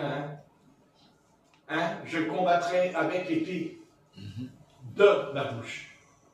Donc c'est de notre bouche que sort l'épée de la parole quand on prêche, quand on parle, quand on rend témoignage. C'est la bouche. Parce que dans la bouche, il y a le souffle. Il y a le souffle du Seigneur. Amen. Le souffle de l'Éternel, comme dans la Genèse. Le souffle du Seigneur qui a ouvert la mer Rouge et le Jourdain. N'est-ce pas? Le souffle de Dieu. Mais le souffle de Dieu, vous savez, il n'est pas là pour cacher notre péché. Yeah. Le souffle de Dieu, il ne cachera pas. Dieu n'est pas là pour cacher notre péché. Dieu dévoile notre péché. Mais il ne le fait pas en public. Jamais. Dieu ne dévoilera jamais. Jamais Dieu ne dévoile le pécheur en public. Seul le pécheur peut le faire. De sa propre décision, il peut confesser ses péchés publiquement. Mais le Seigneur ne dévoilera jamais, jamais le péché de quelqu'un dans l'assemblée. Jamais. Pourquoi? Parce qu'un prédicateur qui est envoyé par le Christ, il y a une chose qui va demeurer en lui. C'est qu'il doit être couvert par le sang de l'agneau. Et seul le sang couvre le péché et ne le dévoile pas, le couvre. Mais seul le Saint-Esprit a le droit d'entrer dans ta vie et de te dire que tu as péché, que tu as commis le péché. À votre avis, quand vous regardez l'Église aujourd'hui, dans quel état elle est, est-ce qu'on ne peut pas accepter de dire que je te combattrai? Ma parole te combat. Il ne faut pas grand-chose pour combattre la parole. Il suffit simplement de rejeter le baptême des apôtres. Parce que quand on baptise au nom du Seigneur Jésus-Christ, on ne fait que ce que les apôtres ont fait. Alors peut-être qu'on va nous répondre, oui, mais les hommes se trompent. Oui. Et si les apôtres se sont trompés, toute la Bible se trompe. Oui. Parce que Dieu aurait-il introduit dans la Bible une erreur? Amen. Non. Dans la Bible, il y a des hommes qui ont fait des erreurs. Mais Dieu leur montre l'erreur. Et nous montre l'erreur au travers de leur erreur. Amen. Mais quand il s'agit de la parole de la vérité, Dieu nous montre ce qu'est la vérité et ce qui n'est pas la vérité. Qui nous permet de changer? Qui nous donne le droit de changer ce qui est écrit dans ce livre? Bien sûr qu'on peut être trompé. Bien sûr qu'on peut être dans l'ignorance. Mais Une fois que le Seigneur nous l'a montré, on n'est pas obligé d'y rester dans l'ignorance. Quand je suis dans une pièce et qu'il fait noir, si je ne veux pas me cogner les genoux contre un meuble, j'allume la lumière, il me semble. Oui. C'est la première chose que je vais faire. Quand on est dans une pièce et qu'on entre et qu'il n'y a pas de lumière et qu'il y a quelqu'un, et comme on n'habite pas dans la maison, on va dire, tu sais où il est le bouton? C'est le premier réflexe qu'on fera. Tu sais où est l'interrupteur? Et la personne qui est là, elle n'a pas besoin de chercher l'interrupteur. C'est sa maison. Elle sait qu'il est là, à tel endroit. Elle appuie, et lui, il ne sait pas.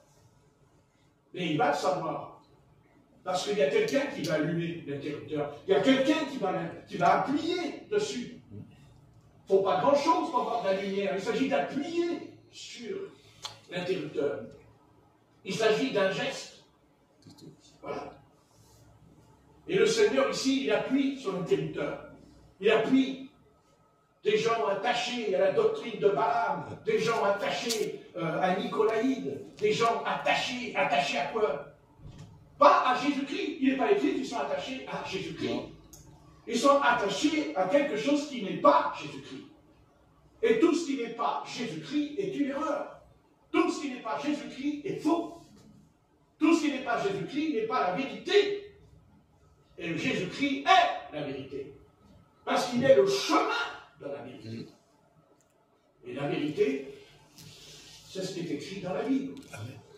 Et non pas ce que nous pourrions imaginer et inventer. La Bible est là. On peut être dans l'erreur. Dieu ne nous accuse pas qu'on est dans l'erreur. L'apôtre Pierre a dit lui-même, Dieu ne tient pas compte des temps d'ignorance. Dieu ne tient pas compte du temps.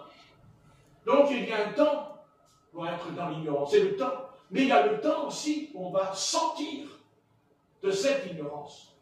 Parce que Dieu nous a donné. À l'époque, Dieu nous avait donné le chandelier. Dieu, quand il a fait la tente d'assignation, quand Dieu fait le tabernacle, il a dit, tu feras un chandelier à 7 branches. Pas une branche. 7 branches. Ça, on ne pourra pas dire, je ne vois pas. Je suis obligé de le voir quand même. Hein? Parce que vous savez, les hommes, on les connaît, hein, les excuses. Ah, il y a toujours une excuse, on aurait été capable de dire, oh, bah oui, mais d'accord, mais on ne voit pas bien, il n'y a qu'une branche, il n'y en a que 2, alors on ne voit pas bien, je vais vous mettre au pied du mur, il y en a 7. C'est-à-dire, il m'a fallu 7 jours. Hein? Dans la Genèse. Pourquoi les chandeliers? Pour nous éclairer. Amen. Pour éclairer les chérubins. Il y avait 2 chérubins sur le trône, un à gauche et un à droite sur le trône de David. Pour éclairer. À quoi ça sert que Dieu ait mis 2 chérubins qui étaient de la race des anges, à cause qu'on les servit, si on ne les voit pas? Mais Dieu voyait, il voulait qu'on les voie. Oui. Mais il ne les a pas mis pour qu'on les adore. Il ne les a pas mis pour qu'on commence à adorer les chérubins. On ne va pas commencer aussi à les lécher, là. Bon, quel endroit, il a dit, tu peux me lécher la main un petit peu, hein, puisqu'il a les donné dessus. Vous voyez? Dieu a mis les chérubins pour rappeler aux enfants d'Israël. Rappeler qu'il y a le ciel. Rappeler qu'il y a l'au-delà. Rappeler qu'il y a des anges, des archanges, des séraphins, qu'il y a un monde céleste. Et que nous ne sommes pas seuls. Et qu'il y a aussi celui qui les a créés. Parce que si Dieu a dit les mecs, c'est parce qu'il les a créés. Amen. Il a créé les esprits célestes. Mais il nous a créé aussi esprits. Car avant d'être un homme, nous étions un esprit. Oui, oui. Avant d'être une âme, on était un esprit. Avant d'habiter dans ce corps, nous étions habités dans un corps spirituel, céleste. Mais nous l'avons perdu. Satan nous a fait sortir de ce corps que Dieu avait créé avec Adam. Car quand il tombe dans le péché, Dieu, le péché, va nous séparer le corps, c'est-à-dire ce vêtement. Il enlève, il perd le vêtement. Il perd le vêtement, Adam. Car il était sans péché et innocent. Il était donc un esprit. Et Dieu, pour faire une différence pour que Dieu puisse montrer que Dieu avait envie de dire à Satan, tu vois, tu as voulu démolir la création, et je vais t'en foutre un coup. Satan aurait pu dire, oh mais oui, c'est normal que je suis vaincu. C'est normal, c'est les archanges, c'est les séraphins, c'est les chérubins qui me combattent. Mais c'est normal, mais ce sont des esprits célestes. Comme toi d'ailleurs, j'en étais un, Oui. avant ta chute. Bon, ouais. Et moi, à cet esprit céleste, je vais lui donner une âme.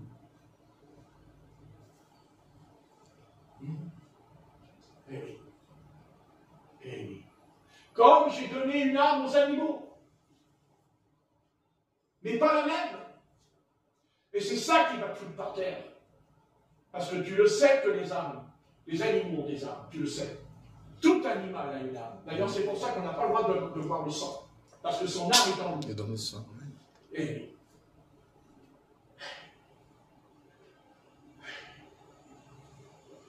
quand le Christ a dit, mangez ce pain, buvez ce sang, il parle de son âme. De son âme, qui a été crucifiée, expiée, expiation du péché. Et quand Adam est tombé, vous voyez, il n'aurait pas dû tomber. Pourquoi? Parce qu'il savait d'où il venait. Il le savait. Il savait très bien d'où il venait. Bien sûr qu'il le savait. D'abord, pourquoi? Parce qu'il a dit une phrase quand il parle à Adam. Parce qu'il n'y a pas que le Seigneur qui parle dans le jardin, il y a Adam qui parle. Vous n'avez pas fait attention? Il parle. Elle, par contre, elle ne parle pas avec le Seigneur. Elle parle avec le serpent. Elle a parlé de serpent. La première fois qu'elle parle, quand elle ouvre la bouche, c'est pour parler avec le serpent. Mais pas Adam. Adam, il parle avec l'Éternel. Et quand est-ce qu'il lui a dit? Il lui a dit quelque chose, Adam. Quelque chose qui nous percute, quelque chose qui nous dit que finalement, Adam ne se reconnaissait pas dans ce corps que Dieu lui a donné. Parce qu'il savait d'où il venait. Il savait qu'il était né corps spirituel. Il savait qu'il était semblable aux anges. C'est ce que dit Jésus de Nazareth. Nous serons semblables aux anges. Voilà notre véritable origine. Mais Dieu a voulu lancer un défi au prince des ténèbres. Il a dit, je vais créer quelqu'un qui va être ton ennemi. Mais ce ne sera pas un ange. Ce sera un homme. Ça sera un homme. Oui, un homme. Pas un animal. Un homme. Qu'est-ce qui a pu lancer cette pensée dans l'humanité? L'homme descend du singe. Où ont-ils été chercher une telle phrase? Pourquoi? Qui leur a donné cette phrase dans la tête? L'homme descend du singe. Et moi je réponds, le singe descend de l'arbre. N'est-ce pas? Ouais. Hein? C'est pas pour rien. Et Adam a dit cette phrase à Dieu. Il parle à son Dieu. Il dit, Dieu, tu m'as fait venir tous les animaux. Mais il n'y en a aucun qui me ressemble. Ah. Et qu'est-ce qu'il a voulu dire par là? Que c'était en rapport parce que les animaux avaient des corps différents? Non, c'est pas ça que Adam a voulu en lui. C'est quand il a dit, il me faut quelqu'un de semblable à moi, c'est-à-dire quelqu'un dans le sens de l'esprit. De l'esprit. Dieu aurait pu créer Ève comme Adam, la faire sortir de la poussière de la terre, et il ne l'a pas fait. Mais pourquoi? C'est curieux. J'ai jamais eu cette pensée en disant, mais pourquoi l'Éternel, il n'a pas pris de la poussière de la terre pour fabriquer le corps d'Adam? Ah, non. Il a pris un morceau de lui, la côte. La côte. Ah. Oh. Oh. Oh. Oh. Mais quel est ce Dieu qui s'appelle Elohim? Quel est ce Dieu que nous surnommons Adonai? Quel est ce Seigneur qui a dit que je m'appelle Yeshua et qui a pris la côte ici, et il a fait un être merveilleux, magnifique. Hein? Oh là là. Bon. Oh. Oh. Ils sont tellement intelligents. Oh là là. Mais qu'est-ce qu'ils sont intelligents? Oh oui. Oh, ils sont intelligents surtout pour faire des bombes, pour faire des missiles. Mais ils sont très intelligents. Non, Dieu, lui, il a pris la côte d'un homme et il a fait une femme. Il a fait une femme. Donc, de toute façon, je me déplace et il n'y en a qu'une. Alors, il ne peut pas faire autrement. Elle est là. Regardez, c'est magnifique. Magnifique. Eh oui. Même si elle prend de l'âge, je ne veux pas que j'aille trop loin, même si elle prend de l'âge, ça change à quoi? Ça change à quoi? C'est une femme. Ouais. Quand on s'approche, c'est pas la même chose qu'un homme. Alors. Vous voyez, ce petite chose de Dieu qu'il a fait, ce petit être de Dieu. Vous voyez? Et pourquoi il l'a fait faible? Parce qu'elle est faible? Non. Non, il la qualifie de faible pour dire à l'homme, ne fais pas le malin, ne fais pas le dur, mais descends, descends, descends, descends. C'est ce qu'il n'a jamais su faire, même encore aujourd'hui. Yeah. Elle est là pour nous apprendre à être humble. Elle est la leçon de l'humilité en disant, c'est vrai qu'il y a des faiblesses en elle. Et c'est vrai que nous avons des forces qu'elle n'a pas. C'est vrai. Mais elle est plus forte que nous, parce qu'elle n'a pas besoin que nous ayons besoin de dire Vous connaissez? Vous connaissez? Les singes qui font ça.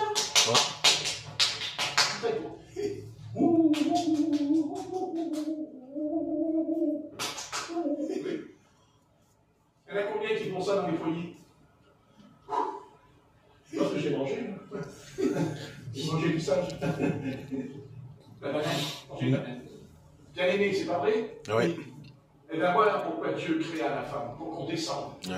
Voilà, pour qu'on sache dire que je vais abaisser. Dieu créa la femme pour que chaque homme soit son berger. Pas seulement un mari. Pas seulement un mari, un berger. Un berger qui prend soin, un berger qui veille. Ça, c'est un berger. Oui, c'est sûr. Et voilà. C'est ce que le Seigneur a fait en Éden. C'est ce qu'il a fait. Dieu créa Adam parce qu'il voulait en finir. Imaginons-nous qu'Adam ne serait pas tombé, bien aimé. On n'aurait jamais eu besoin de lire dans ce livre toutes les dégradations, toutes les catastrophes, tout ce qui s'est passé de néfaste. Parce que cette Bible, elle est remplie de choses merveilleuses, mais elle est aussi remplie de défaites. Comme le cas de David, de défaites. Voilà où on en est. Mais ce livre, il est là pour nous mettre les idées en place. Ce livre, il est là pour redresser un gouvernement. Ce livre, il est là pour redresser une nation, un peuple. Et il est là pour redresser chacun de nous personnellement. Car pour former une société à la gloire du Seigneur, eh bien, il faut d'abord commencer par soi-même. Par soi-même. À changer d'attitude et de comportement. Amen. Et nous savons qu'on ne le peut pas. Et Dieu n'a jamais dit le contraire. Dieu n'a jamais dit qu'on pouvait. Mais Dieu nous dit, tu peux, si tu veux. Si tu veux, tu peux. Le reste, si tu n'y arrives pas, c'est mon affaire. D'où je suis intervenu. Parce qu'il dit à Nicodème, naître de nouveau. Ce n'est pas notre problème. On ne peut pas, nous, naître de nouveau. C'est l'affaire du Seigneur. C'est l'affaire de son esprit. Mais une fois qu'on est né de nouveau, alors nous devons être revêtus. Nous devons porter toutes les armes de Dieu. C'est pour ça que Dieu nous a fait naître de nouveau. C'est pour qu'on puisse prendre l'armure. N'essayez pas de mettre l'armure. N'essaye même pas de prendre l'épée de la parole entre tes mains si tu n'es pas né de nouveau. N'essaye même pas de prêcher l'évangile si tu n'es pas né d'eau et d'esprit. Parce que tu vas conduire tout le monde dans l'erreur. C'est certain. Naître de nouveau. Une fois que nous sommes nés de nouveau, c'est là que nous avons revêtu Christ. C'est là que nous sommes habillés de l'armure. C'est Christ. Donc il ne s'agit pas d'enfiler une armure. Il s'agit avant de la mettre. C'est d'examiner en nous ce que le Seigneur a dit ici. J'ai quelque chose contre toi. Ça. Ouais. Alors bien sûr, nous n'avons pas le même problème qu'ici, heureusement pour nous. Et peut-être qu'il peut y avoir ce soir, peut-être qu'il y a peut-être en nous une chose. Oh, il y en a d'autres. Mais le Seigneur m'a appris qu'il n'enlève pas les choses tout entières d'un coup. C'est pas vrai ça. Il m'a dit, je le fais une par une, étape par étape. Et selon le degré, selon le temps, selon le moment qui vient. Mais faut-il encore que nous disions Père éternel, car nous changeons de cap. Nous sommes montés dans un navire. Quand on lit l'Ancien Testament, nous sommes montés dans un navire. Mais le navire, c'est le même. Le navire de l'Ancien Testament, c'est un navire. Et le Nouveau Testament, c'est le même navire. La seule différence, c'est que l'Éternel va se réveiller, va aller très loin, ce qui va dire « Je suis l'Éternel, mais je suis ton Père céleste ». Ça change beaucoup de choses. Car dans l'Ancien Testament, les prophètes, les sacrificateurs et les rois n'ont jamais dit « Père céleste ». Ça n'existe pas dans l'Ancien Testament, Père céleste. Jamais. C'est Jésus-Christ. Amen.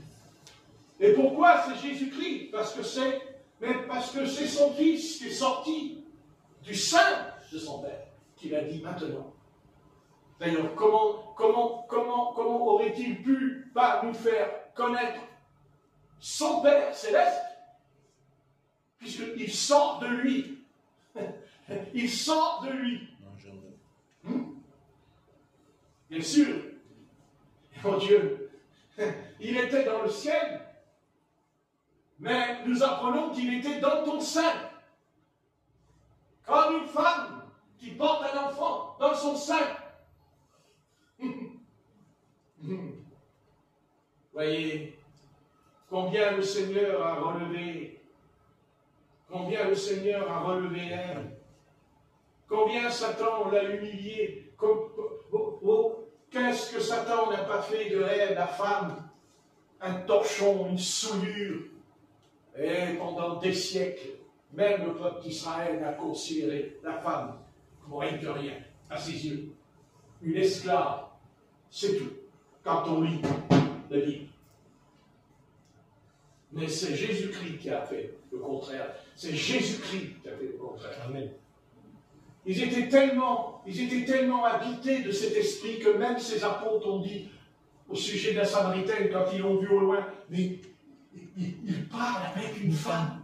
Oh, mon Dieu, il parle avec une femme. C'est tout juste. Les pharisiens, ils auraient lu, vous savez ce qu'ils auraient dit, les pharisiens? Pour essayer de le... Non, mais je vous dis qu'ils l'auraient dit. Il est tombé dans l'adultère. Non. Nous l'avons surpris. Non. Heureusement que c'était les apôtres. Heureusement. Ouais. Non, parce que vous savez, si ça avait été les pharisiens là, qui l'auraient lu, ils auraient eu quoi en eux? Vous savez ce qu'ils auraient en eux, comme on a aujourd'hui entre nous dans toutes les églises? La suspicion. La suspicion. Vous connaissez la suspicion? Oui. Elle existe, hein? L'église à discussion. Terrible. Hein? Même si on n'a pas la preuve, on dit que c'est vrai quand même. Hein? Ah oui, ça c'est courant. Hein? Mais les apôtres n'ont pas été jusque-là. Mais il dit que j'étais étonné quand même. Hein? J'étais surpris. Ah, oui. Oui. Mais il n'y a que Jésus de Nazareth. Il n'y a que Jésus le Nazaréen. Ouais, il les a retournés comme une crêpe. De toute façon, il n'a fait que contrarier tout le monde, Jésus de Nazareth. Quand on lit les 4 évangiles, ah, qu'est-ce qui les a contrariés, non? Hein? Ah ouais. Ouais. Combien de fois ils ont essayé de le piéger en lui posant des questions, mais le piéger, vous savez. Hein? Mais alors c'est fort là. Hein? Ah. Mais ils connaissaient ce qu'ils allaient dire, ce qu'ils pensaient avant même qu'ils le disent. Là, prends ça dans les dents. J'aurais dit à Jésus, t'as vu Jésus? Tu leur as foutu un coup dans les dents. Bon, on dit ça, mais d'où ça? Ça vient du 21e siècle, hein, c'est bien. Une expression du 21e siècle. Ah oui, il les a bien contrariés. Hein. Ouais, Seigneur. Tous. Du plus petit jusqu'en bas, il les a contrariés. Même l'apôtre Pierre, qui était son serviteur. Oh Seigneur, oh non, tu ne mourras pas, tu n'iras pas à la croix du calvaire, tu ne mourras pas, dis-moi de toute façon, si tu vas mourir, je meurs avec toi. C'est antipasse, c'est antipasse. Le Seigneur, il lui répond. Et il répond. Arrière de moi, Satan. Hein? Oh, ouais. Mais qui peut être capable de dire arrière de moi, Satan? Qui pouvait discerner dans les paroles de l'apôtre Pierre que c'était Satan qui a parlé au Seigneur? Est-ce que vous vous en rendez compte? Est-ce que vous vous rendez compte du discernement de la vision? Parce qu'il a vu Satan, Jésus, là. Il n'a pas dit ça. Non. Il rentre en vision, Jésus, c'est un prophète. C'est un prophète. Et Jésus a vu Satan qui était derrière son dos, qui parlait. Oui. Et c'est pour ça qu'il a dit arrière. Il n'a pas dit arrière, Simon-Pierre. Normalement, il aurait dû dire arrière, Simon-Pierre, puisque c'est Pierre qui lui parle. Non, il dit Satan. Ok, ça fait réfléchir. Est-ce que nous, des fois, on n'aurait pas à comprendre? On ne sait pas. Oui. Ah oui? Bien sûr. Ah. Hein? En quoi vous faut veiller sur les paroles. C'est ça, le Seigneur. C'est l'être le plus... vous savez, le Seigneur Jésus, c'est l'être le plus beau. Parce que quand Jésus parle, que ça soit sévèrement, que ça soit avec douceur, avec amour, de toute façon, il est beau. Ah, il est beau. Il est beau. La beauté. Il n'y a que de la beauté chez Jésus-Christ. Écoutez, Miss France ne pourrait pas se mesurer à lui. Non, elle ne pourrait pas. Non. D'ailleurs, elle pleurerait si elle le rencontrait. Qu'est-ce que vous croyez? Oui. Vous savez ce qu'elle ferait s'il venait? Ben, je vais vous dire ce qu'il ferait s'il venait. Sans savoir, il se couvrirait. Oui. Ils iraient chercher un truc, ils s'habilleraient d'un coup. Sans que Jésus leur dise, ils s'habilleraient devant lui. Parce qu'il dégagerait une telle puissance de sainteté et d'amour. L'amour, la force de l'amour en lui, énorme. C'est-à-dire qu'il dégageait du corps physique, comme un parfum. Vous savez, le parfum, vous le mettez sur le tricot. C'est tout. Mais il sent pas. Mais est-ce qu'il sent? Oui. Même quand on fait ça? Non. Dans toute la pièce. Dans la pièce. Oui. C'est ça Jésus-Christ. C'est ça Jésus de Nazareth. Quel est cet homme? Oui. D'ailleurs, les soldats l'ont dit. Nul homme n'a parlé comme cet homme. Nul homme. Quand ils ont été envoyés pour l'arrêter, ils n'ont pas pu l'arrêter. Par le discours qu'il tenait, les mots qu'il tenait. Et pourtant, il n'avait ni beauté ni éclat pour attirer le regard. Et pourtant, quand il traverse les rues, hein, les places publiques,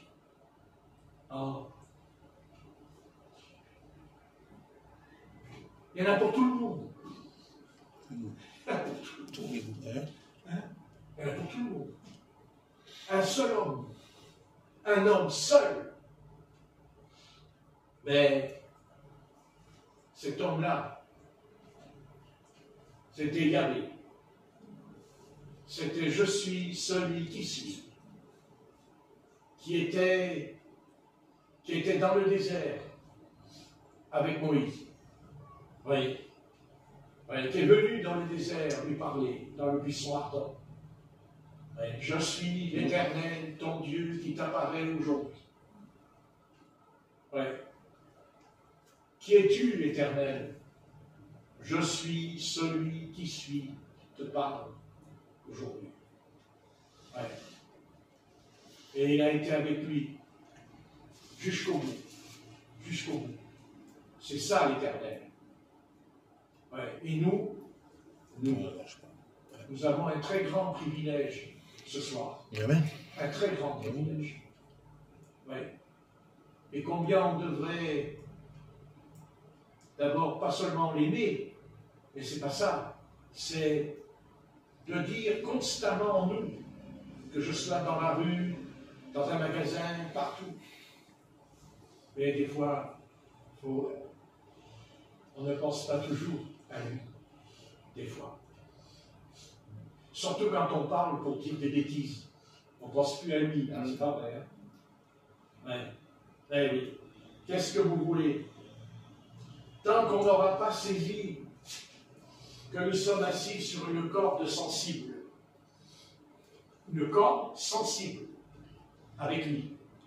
Tant que nous ne serons pas prêts, même si on ne le dit pas à haute voix, mais par la pensée, s'arrêter et dire bon, voilà, comme dit les proverbes, le sage, il dit, le sage s'assit, le sage, il s'assoit, dit les proverbes, et il prie.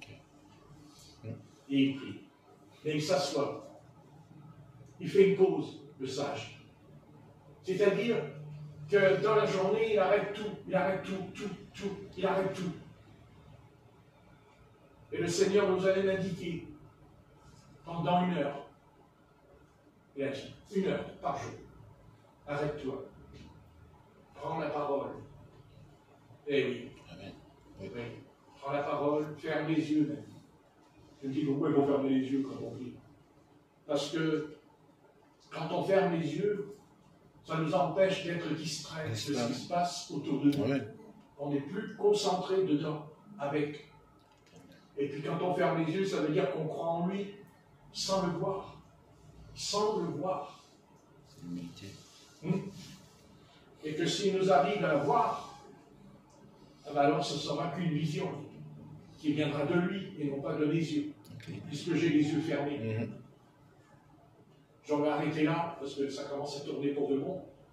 Mais peut-être je vais terminer par peut-être cette pensée pour l'année qui se termine.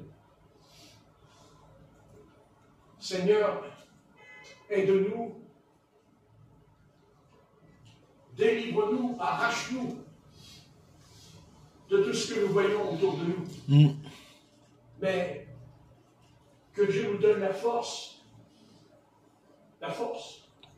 même de plus avoir envie d'entendre, de voir. Parce que c'est négatif. Et que Dieu crée en nous cette soif, cette faim, de s'occuper que des affaires de son royaume. Amen. Uniquement. Et que de toute façon, ces royaumes-là disparaîtront. Parce qu'ils disparaîtront. Eh oui, tout à fait.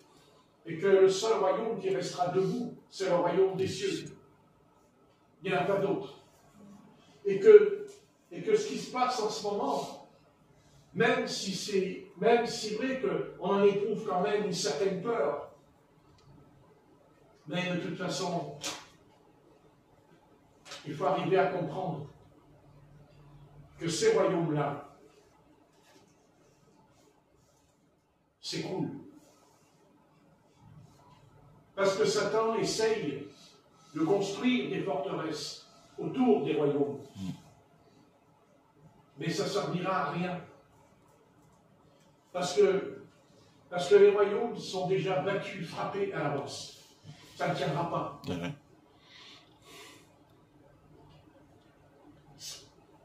D'ailleurs,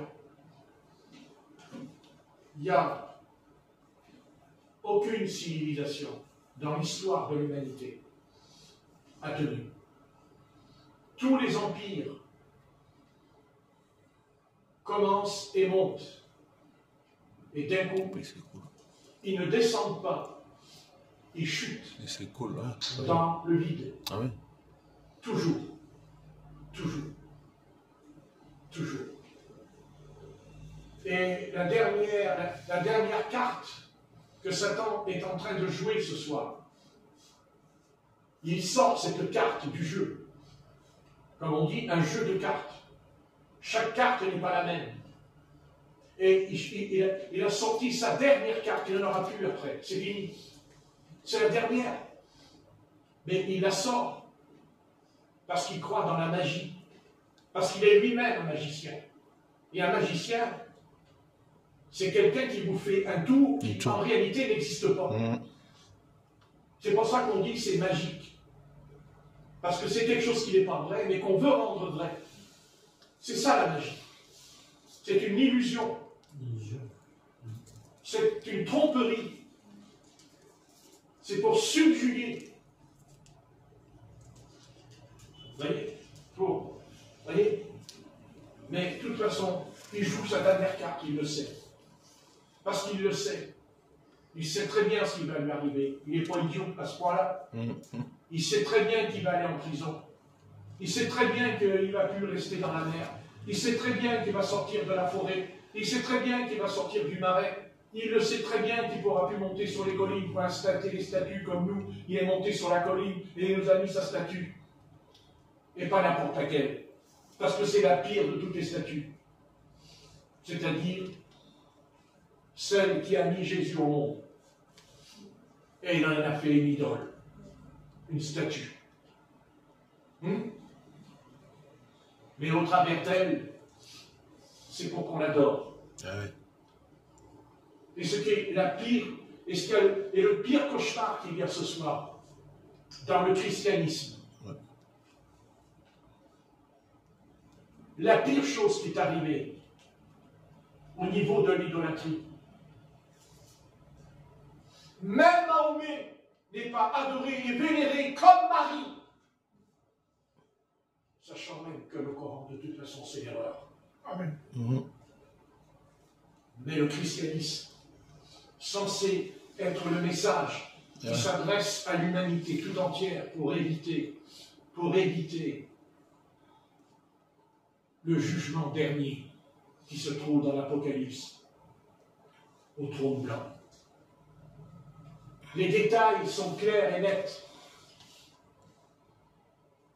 La bête et le faux prophète régneront, mais pour un temps, car ils seront jetés dans la gêne. Contrairement à Lucifer, qui n'ira pas dans la géhenne, mais qui ira d'abord en prison pendant 1000 ans. Mais les deux autres, ils vont dans la géhenne. Rien ne tiendra. Rien. Il n'y a rien qui tient. Rien. Je peux vous le dire. Rien du tout. Et même nous, ce soir, notre fille, elle tient. Croyez-moi, ta propre vie, elle ne tient que par un fil ce soir. Là. Ne crois pas ça. Dieu, il peut couper le fil tout à l'heure. Et tu t'en vas. Non. Rien. Mais Dieu sait être juste. Parce qu'il est juste. Et qu'il sera récompensé, honoré. Que quand il voit sur la terre des hommes, des femmes, des enfants, qu'il aime, alors Dieu dit, je prolongerai les jours de ta vie. Je prolongerai les jours de ta vie. Et pire que ça, il a prolongé 15 années au roi Ézéchiel. 15 années.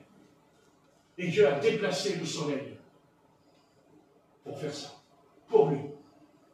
Jusqu'à dire au soleil, pousse-toi. Et il vit 15 ans. Ça aussi, c'est un mystère. Hein? Le soleil. Pourquoi il vit 15 ans? Parce que Dieu il déplace le soleil. Ah, les astres sur nous. Les astres sur nous. C'est pas faux. C'est pas tout à fait faux.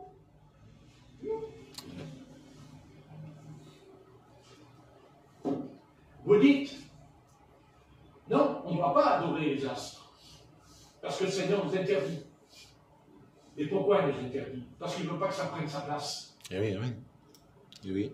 Parce que ça nous détournerait de lui. Mais la jeune, il dit que c'est faux. Parce que son propre fils, c'est un astre aussi, qui a permis